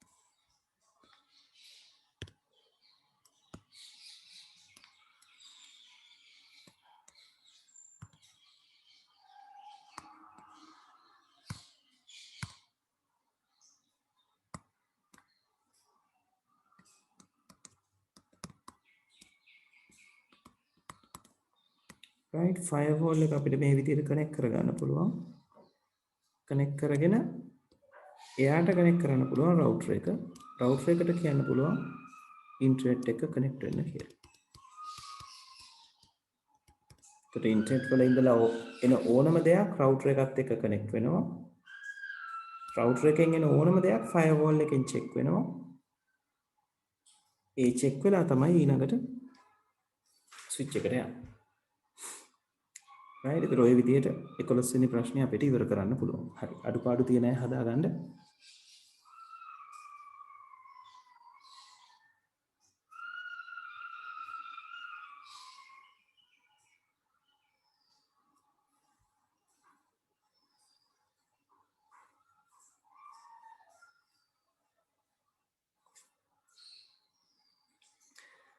ළමයි මට පොඩ්ඩක් කන්ෆර්ම් කරන්න මේක ඇඳපු විදිය තේරුණාද කියන එක?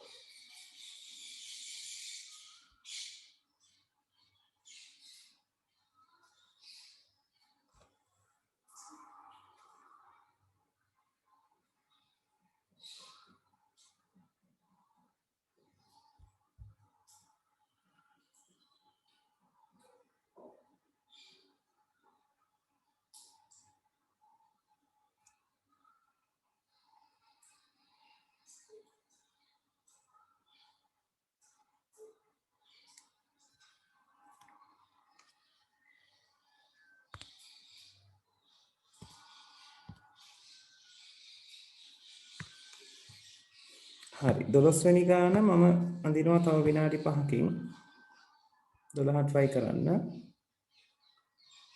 right දැන් වෙලාව 5:39යි 5:45 වෙනකොට මම අඳිනවා 12 වෙනි ගාන ඒ අතරතුරේ 11 වෙනි ගාන ඉවර කරන්න ඕනේ ෆිනිෂ් කරන්න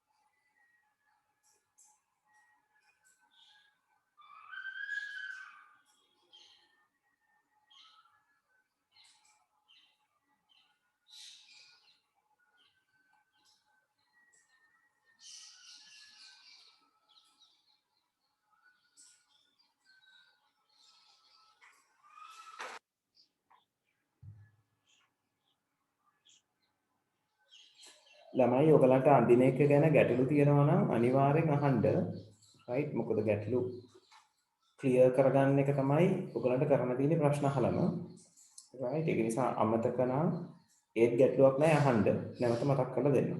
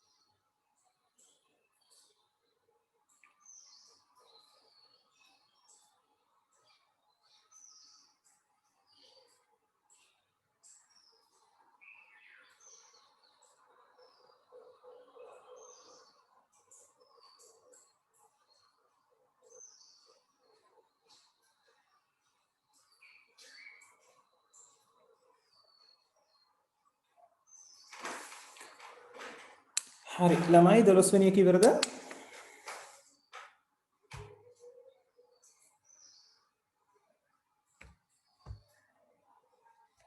ළමයි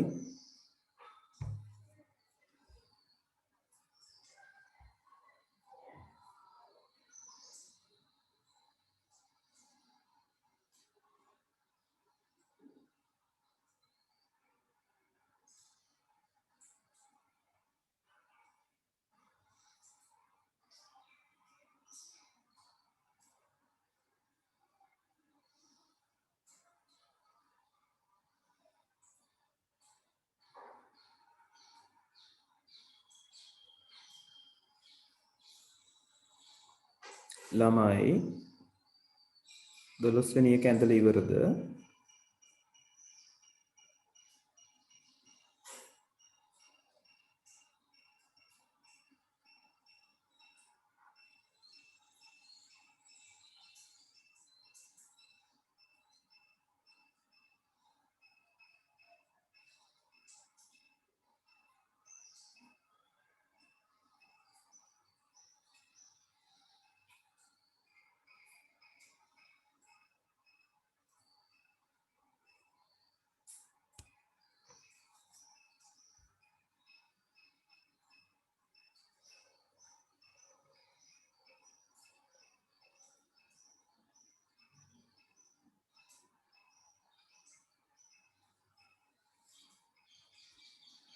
ළමයි මාව ඇහෙනව නේද ක්ලියර්ලි ওই පැත්තට?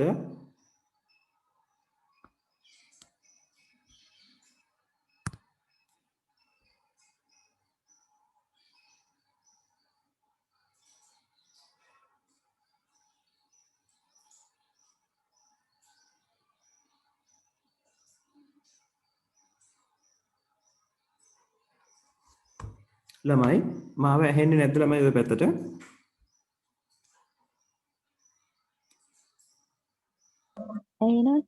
ඇහෙනව නේද? රයිට් ඔකේ රයිට් ඔකේ රයිට් ඔකේ. කවුරුත් උත්තරයක් දෙන්නේ නැති දැන මං හිතුවේ මාව ඇහෙන්නේ නැතුව ඇති කියලා. රයිට් ඔකේ. හරි අපි 12 වෙනි එක අඳිමු.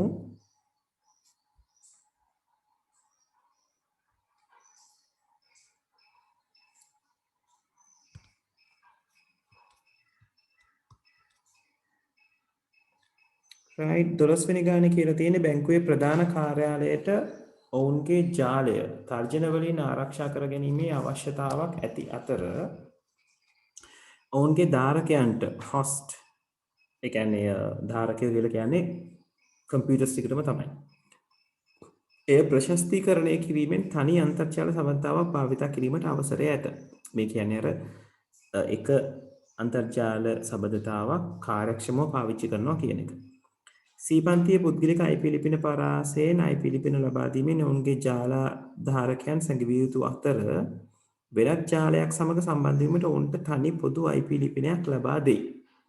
right? ඒ කියන්නේ Nokia කියනවා private IP address පාවිච්චි කරනවා network එකේ ඉන්න අයට එක public IP address එකයි තියෙන්නේ කියලා. ඒක public IP address එකයි කියනකොට ඔළුවට එන්න ඕනේ ආයේ කියන්නේ proxy කෙනෙක් මෙතන ඉන්න අවශ්‍යයි මොකද අනිත් කට්ටිය private නිසා. තවද වෙබ් අඩවි කෑෂ් කිරීම මගින් අන්තර්ජාල භාවිතය ප්‍රශස්ත කිරීමට ඔවුන්ට අවශ්‍යය. වෙබ් අඩවියක් කෑෂ් කරන්න පුළුවන් වෙන්නේ ප්‍රොක්සි සර්වර් එකකට. බැංකුවේ ප්‍රධාන කාර්යාලයේ පරිගණක 20ක් මුද්‍රණ යන්ත්‍ර දෙකක් සහ එක් ස්කෑනරයක් ඇත. ප්‍රධාන කාර්යාලයේ ජාල නිරූපණය කිරීම සඳහා ජාල රූප සටහනක් අඳින්න. ඒ අන්තර්ජාලය වැනි වෙනත් ජාලයක් සමග සම්බන්ධ වන්නේ කෙසේද යන්න පැහැදිලිව පෙන්වන්න.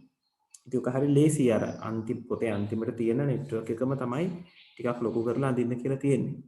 පරිගණක 20කුයි printers දෙකකුයි තියෙනවා කියලා තියෙනවා. right එතකොට මේක අපිට අඳින්න පුළුවන්.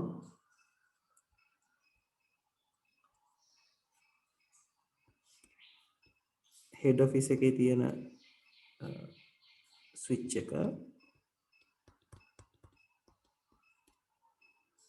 right පරිගණක 20ක් තියෙනවා කියලා තියෙනවා. PC1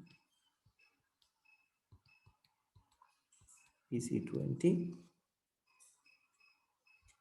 right ඊළඟට ඒකලු කියලා තියෙනවා මුද්‍රණ යන්ත්‍ර දෙකක් සහ එක් ස්කෑනර් එකක් තියෙනවා කියලා.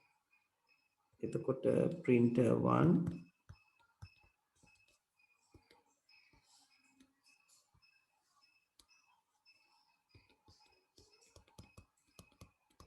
printer 2 මුද්‍රණ යන්ත්‍ර 2යි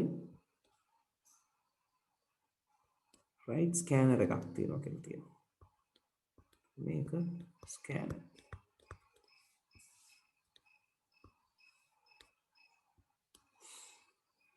right ඊළඟට මේ හැම එකටම තියෙන private IP address මේගොල්ලන්ට public IP address එකක් දීලා තියෙනවා කියනවා එතකොට public IP address එක තමයි proxy server එකට සම්බන්ධ වෙන්නේ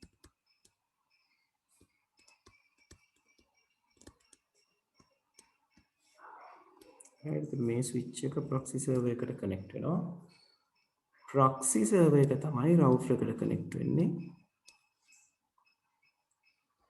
router එක එහා පැත්තෙන් internet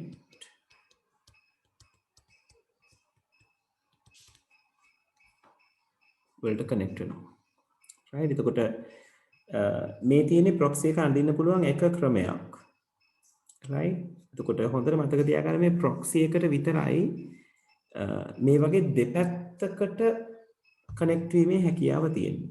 මෙයා මේ පැත්තෙන් network එකකට connect වෙන ගමන් මේ පැත්තෙන් router එකට connect වෙනවා.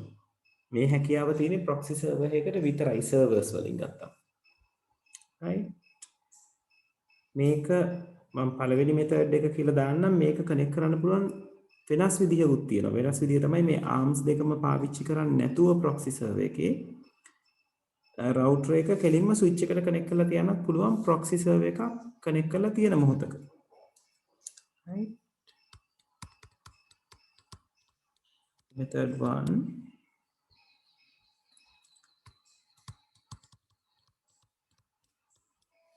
method 2 වලදී අපිට පුළුවන් මේ එකම ඒ කියන්නේ මෙයාම තමයි අපිට ගන්න තියෙන්නේ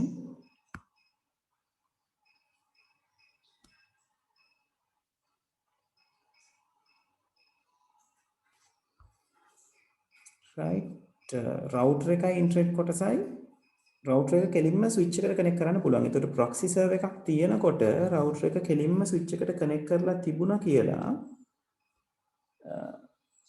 proxy එක පාවිච්චි කරන්නේ නැතුව internet භාවිතා කිරීමක් සිද්ධ වෙන්නේ නැහැ.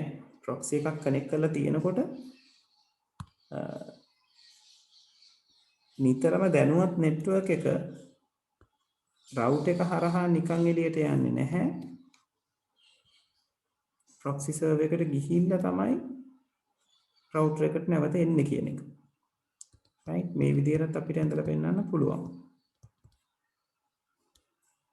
right මෙතෙන්ද සිද්ධ වෙන්නේ data එකක් ආවොත් ඒ data එක proxy server එකට ගිහිල්ලා එතනින් නැවත එතනින් මෙතනට යනවා. නැවත මේ line එකේ තමයි router එකට යන්නේ. මොකද මේ අනිත් කට්ටිය ගාව තියෙන්නේ private IP address. ඒගොල්ලන්ට එක සැරේ router එකට access කරන්න බැහැ. right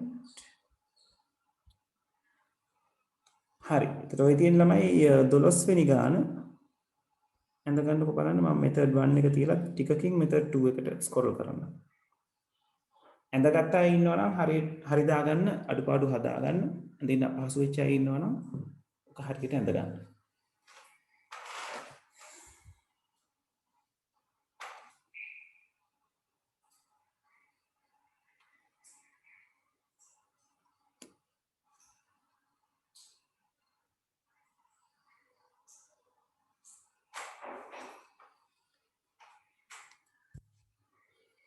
මේක කරලා ඉවරයි ඉන්නවා නම් 13 වෙනි ගාන කරන්න පටන් ගන්න.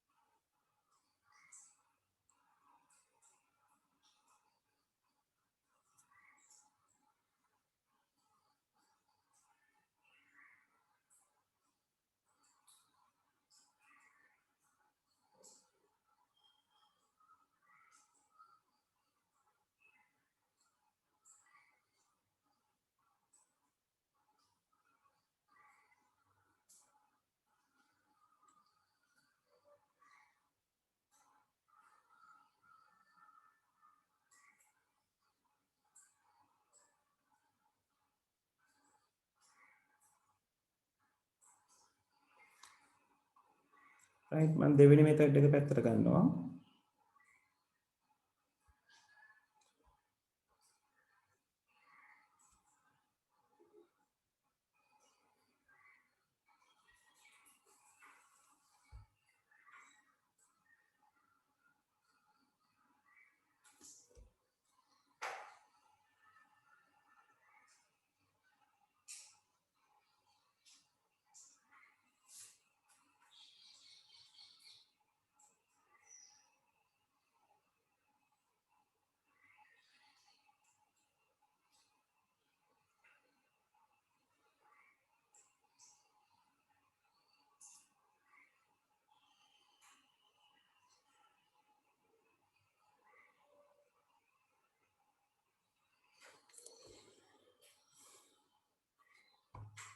හරි මේක ඉවරය අන්තිම ගාන try කරන්න ඒකත් මම විනාඩි 5ක් දෙන්නම් 5කින් මම අඳින්න පටන් ගන්නවා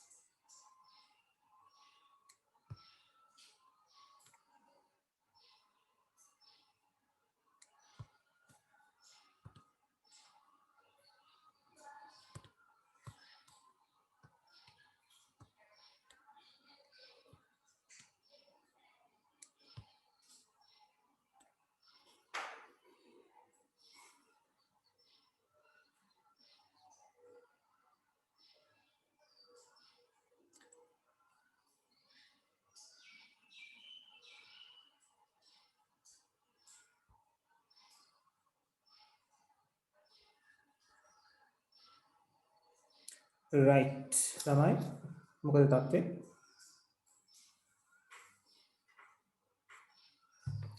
ළමයි මට එක එක්කෙනාගෙන් ෆීඩ්බැක් එක ඕනේ දැන් අන්තිම ප්‍රශ්නය අපි කරන්නේ නේද නිශ්ශබ්දව ඉඳලා හරියන්නේ නේද මට කියන්න 13 වෙනි ප්‍රශ්නේ තත්ත්වය මොකද කියන එක දැන් ඔයගොල්ලන්ව ඇස් දෙකට පේන්නෙත් නැහැ එහෙම වුණාම නේද සෑහෙන ගැටලු ඇති වෙනවා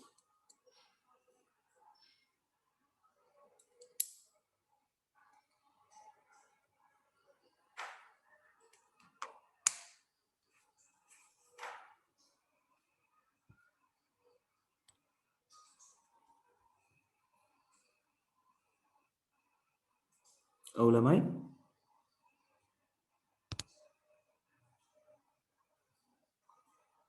දිල්ෂාන් මොකද තත්ත්වය ඉමාෂි සංදීප්ත කුසල්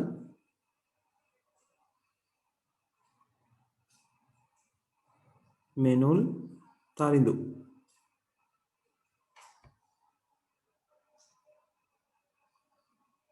රයිට් මෙනුල් ඉවරයි ඕකේ අනිත් අය කුසල් තාම කරනවා හරි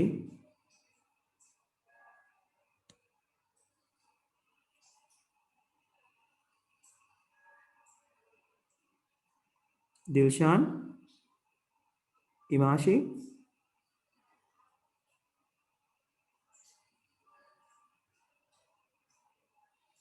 සංදීප්ත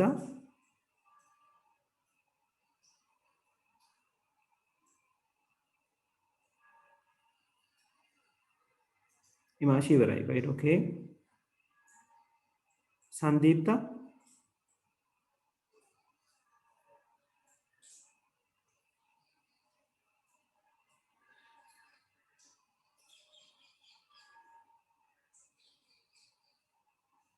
දිල්ෂාන් මොකද තත්ත්වය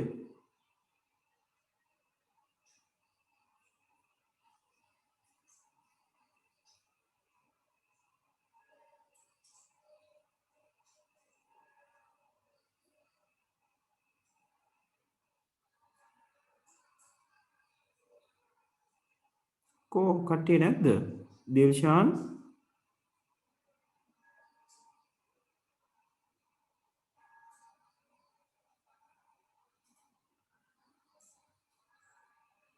තරිඳු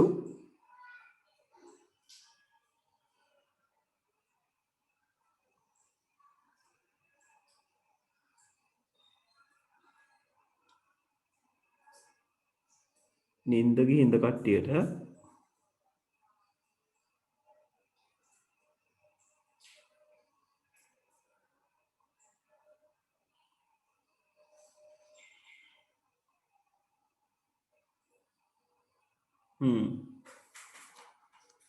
රයිට් හොඳයි හරි හරි රයිට් තව විනාඩි දෙකක් දෙන්නම් කුසල් ඉවරද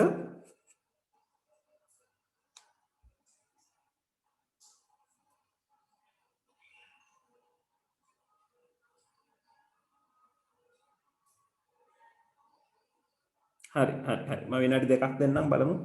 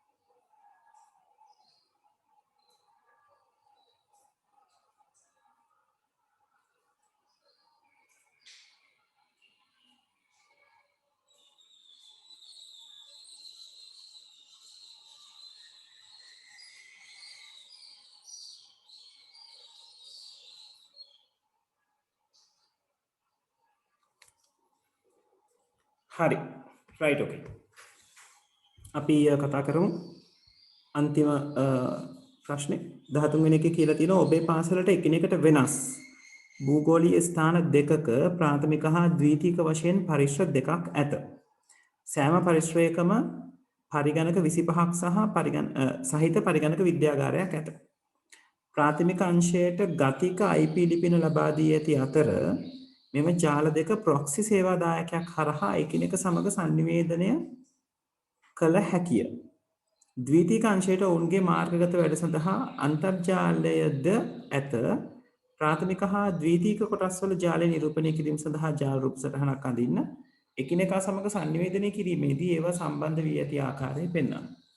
ඒතර මෙතන පැහැදිලිව කියලා තියෙනවා ප්‍රොක්සි සේවාදායකයක් හරහා එකිනෙකා සමග සම්බන්ධ වීම කර හැකි කියන එක තමයි කියලා තියෙන්නේ. right එතකොට හැම පරිගණක විද්‍යාගාරයකම පරිගණක 25ක් තියෙනවා කියලා තමයි කියලා තියෙන්නේ. එතකොට 13 වෙනි ගාන කරනකොට right ඔයගලන්ගේ පරිගණක විද්‍යාගාරය තියෙන ස්විච් එක ඔය විදිහට තියෙනවා මේකේ PC1 PC20 විදිහට පරිගණක 20ක් තියෙනවා right ඒ වගේම තමයි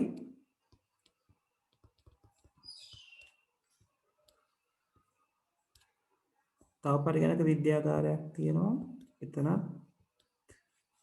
PC1 PC20 ඔය විදිහට පරිගණක 20ක් බැගින් තියෙනවා කියලා තියෙනවා sorry 25ක්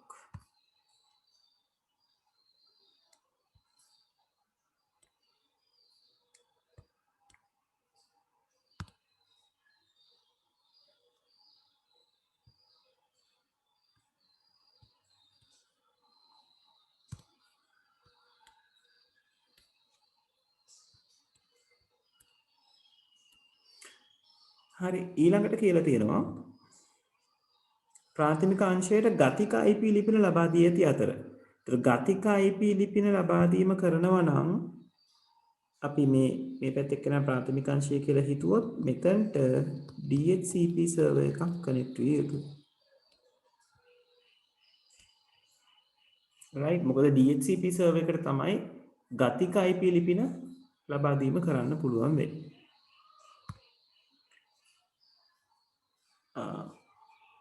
ප්‍රාථමික අංශයට ගතික IP ලිපින ලබා දී ඇති අතර මෙම ජාල දෙක ප්‍රොක්සි සේවාදායකයක් හරහා එකිනෙක සමග සංනිවේදනය කළ හැකිය.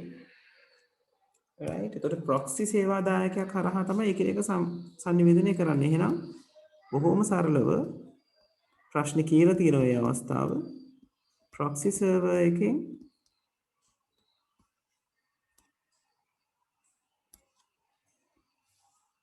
මේ දෙන්න කනෙක්ට් වෙනවා.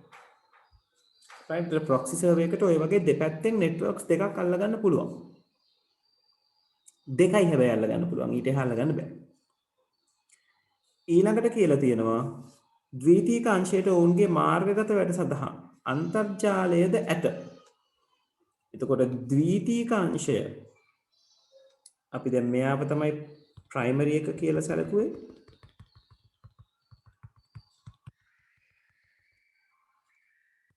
right මේක ප්‍රාථමික අංශය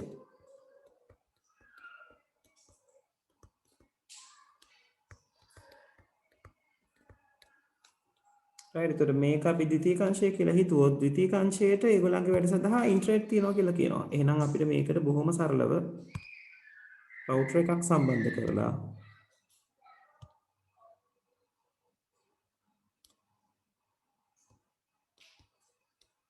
නේද? එයාව ඉන්ටර්නෙට් වලට සම්බන්ධ කරන්න පුළුවන්.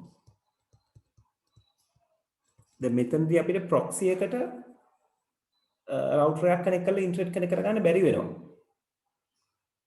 right මොකද එයාගේ ආම්ස් දෙකම මේ මොහොතේ භාවිතා කරලා තියෙන නිසා. හැබැයි මේ දෙන්නම දෙපැත්තෙන් ප්‍රොක්සි එකට සම්බන්ධ නිසා ඉන්ටර්නෙට් යන්න ඕන වුණාම මෙයා මෙතනට ගිහිල්ලා එතනින් තමයි රවුටර් එක හරහා ඉන්ටර්නෙට් වලට යන්නේ.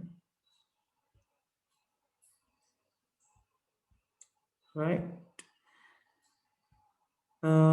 ඔව් එච්චරයි කියලා තියෙන්නේ. ඔව් ඊට පස්සේ කියලා තියෙන්නේ ප්‍රාථමික හා ද්විතීයික කොටස් වල ජාල නිරූපණය කිරීම සඳහා ජාල රූප සටහනක් අඳින්න එකිනෙකා සමග සංනිවේදනය කිරීමට ඒගොල්ලෝ සම්බන්ධ වෙලා තියෙන විදිය පෙන්වන්න කියලා. right හරි පැහැදිලිද අදගත්ත විදිය? අඩුපාඩු තියෙන අය නිවැරදි කරගන්න.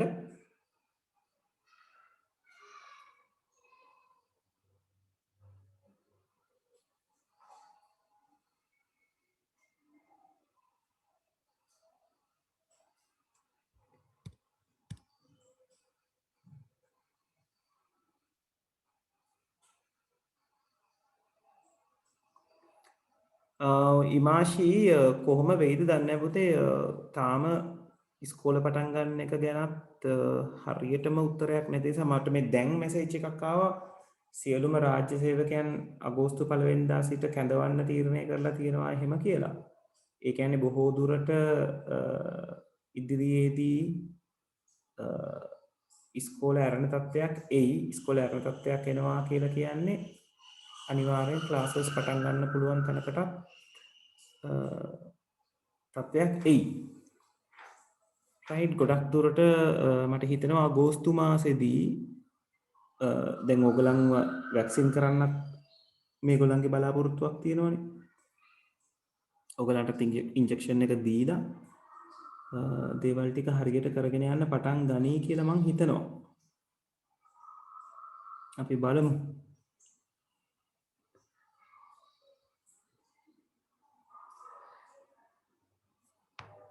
හරි. right. අපිට ඊළඟට තියෙන්නේ IP addressing වලට අදාළව තියෙන calculation ටික කරගෙන යන්න. right. ඒ කියන්නේ අපි IP address එක ගැන ඉගෙන ගන්න ඕනේ. අපි IP address එක ගැන මග හැරලා තමයි මෙතනට ආවේ. right. ඒකට IP address එක කියන්නේ මොකක්ද? ඒක මොන විදිහටද අඳුර ගන්න තියෙන්නේ මොන වගේද කියන එක අපි අඳුර ගන්න ඕනේ. right. එතකොට IP addressing නැතුව අපිට diagramming part එක diagram එක විදිහට complete කරන්න පුළුවන්. right. නමුත් අපිට IP address assign කරන්න කිව්වොත් අපි දැනගෙන ඉන්න ඕනේ කොහොමද මේවට IP addresses අපි ලබා දීම සිද්ධ කරන්නේ කියන එක. right. එතකොට IP address වලට මුල පුරලා අපි අද session එක නතර කරමු. right. මොකද calculation එක දිගටම කරගෙන යන්න තියෙන calculation එකක්. right.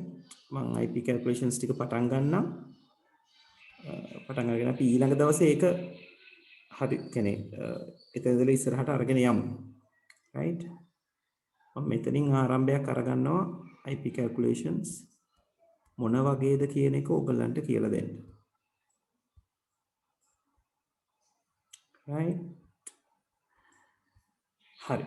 එතකොට IP ලිපිනවල කතාව මෙන්න මේ වගේ.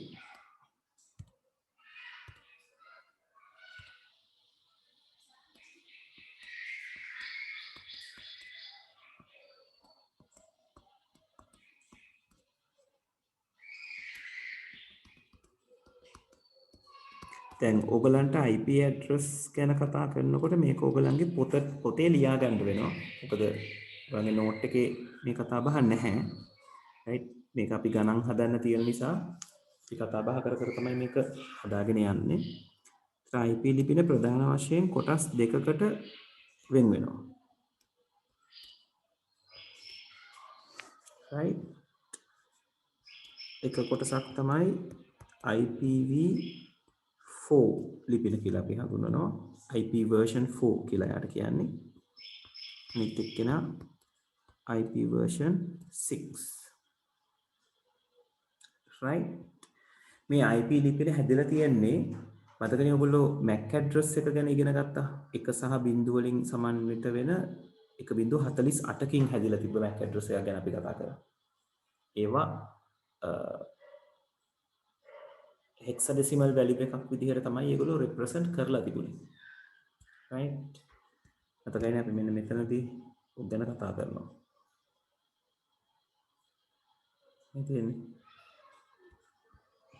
මේ තියෙන්නේ MAC address එක. එතකොට MAC address එකේ bit 48ක්. ඒ කියන්නේ මේ බිංදුව කියන්නේ hexadecimal value එකක්. එතකොට එක කොටුවක් බිටු 8කින්, එක බිංදුව 8කින් නිරූපණය වෙනවා. එතකොට මේ IPv4 කියන address එකට තියෙනවා බිටු 32ක්. right? මේක 32 bit address එකක්. IPv6 කියලා කියන්නේ bit 128ක් තියෙන address එකක්. අපි අපේ syllabus එකේ IPv6 ගැන දැනගන්නව විතරයි කතා බහ කරන්න යන්නේ නැහැ. මෙතනින් ඉස්සරහට අපි IP ලිපිනය කියලා දිගටම කතා බහ කරන්නේ මේ IPv4 කියන ලිපිනය ගැන. right? එතකොට මේ IP ලිපින වලට උදාහරණයක් විදිහට මම අරගත්තොත් මේ බිටු 32 කොහොමද IP ලිපිනයක නිරූපණය වෙන්නේ කියන එක. right? IP ලිපිනයක් මේ බිටු වලින් මම ඔයගලන්ට මෙතන ලියලා පෙන්නුවොත් මෙන්න මේ විදිහට මට IP ලිපිනය ලියන්න පුළුවන්.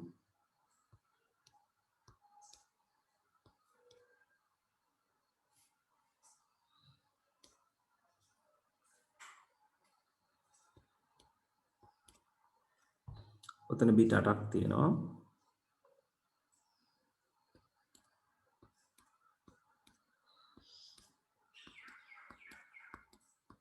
තව බිට 8යි 16යි.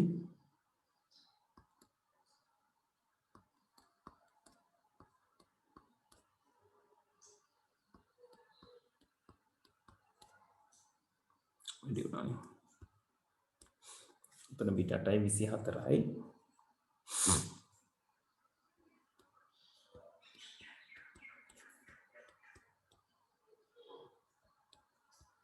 ඔතන බිට 8යි. මෙතන 32යි. right? ඒතර මෙතන බිටු 32ක් මම ලිව්වා. මේ බිට් 32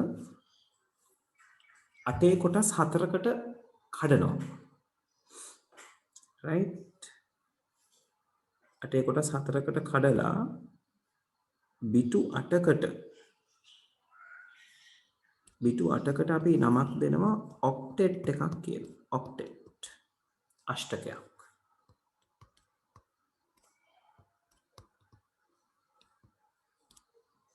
octet එකක්. එතකොට අපි IP ලිපිනයක් අපි සැබෑ ජීවිතේ නැත්නම් අපේ ප්‍රැක්ටිකල් වර්ල්ඩ් එකේ අපි IP ලිපිනයක් දකින්නේ මේ අෂ්ටකය දශමයේ සංඛ්‍යාවකට පරිවර්තනය කරලා අරගෙන. ඉතින් මේගොල්ලෝ කොහොමද දශමයේ සංඛ්‍යාවකට පරිවර්තනය කරන්නේ? මෙතන තියෙන ස්ථානීය අගයන් ටික සලකලානේ. ද්විමය අගයක් කියලා මෙයා හිතුවොත් අපි නම්බර් සිස්ටම් පාඩමේ කරපු ස්ථානීය අගයන් ටික සලකලා. ඒතර මෙතනින් පාඩ උත්තරයක් එනවා මේකට අදාළව 129යි කියලා. මොකද 128 කියන තැනයි 1 කියන තැනයි තමයි මෙතන 1 වැටලා තියෙන අනිත් ඒවායි බිංදු තියෙන්නේ. ওই විදිහටම මේ 8 දෙනා ගැන හිතුවොත්. right? මම අෂ්ටක වෙන තැන් වලින් ඔයගලන්ට ඉරි ගහලා පොඩ්ඩක් වෙන් කරලා පෙන්නන්නම්. right? එතකොට මේ 8 දෙනා ගැන හිතුවොත් රිද්දනේ මං ඉර ගියා.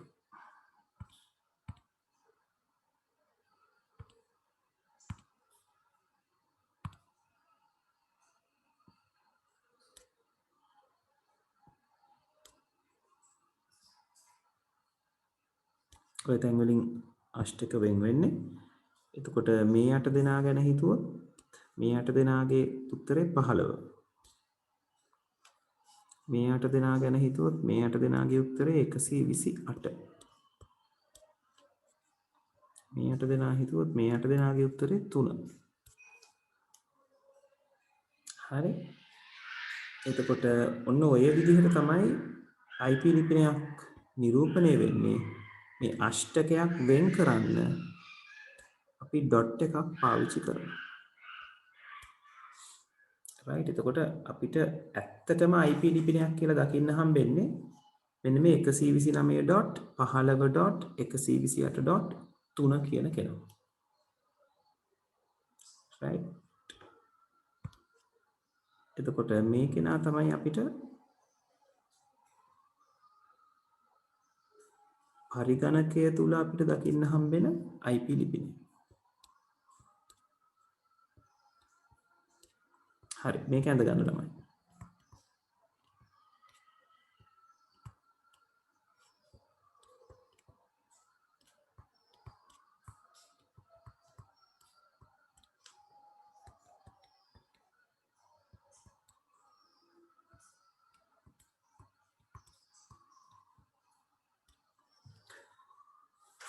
right. ඕක ඇඳගෙන අද අපි සෙෂන් එක නතර කරමු. right. ඕක හරියට ලියාගෙන සෙෂන් එකෙන් ලීව් වුණාට කමක් නැහැ. එතකොට ඔතන ඉඳලා ඉස්සරහට අපි IP ලිපින ගැන කතා කරන්නේ ඊළඟ සතියේ. ඒකට දාලා ගණන් ටික තියෙනවා ඔයගලන්ට ටියුට් එකේ පිටිපස්සේ. ඒ ගණන් ටික අපි හදාගෙන යන්න ඕනේ. තව සති දෙකක් විතර වගේ යනකොට අපිට නෙට්වර්ක් පාඩම ඉවර කරගන්න පුළුවන්. right. හරි. එහෙනම් ලියලා ඉවර වෙලා ඩිස්කනෙක්ට් වෙන්න. right. thank you very much. එතකොට මම අදට සෙෂන් එක මෙතනින් නතර කරනවා. ඔයගොල්ලෝ ලියලා ඉවර වෙනකම් මේක මම ස්ක්‍රීන් එකේ තියාගෙන ඉන්නවා. මමත් ඉන්නවා. ලියලා ඉවර කරගෙන ලීව් වුණාට කමක් නැහැ.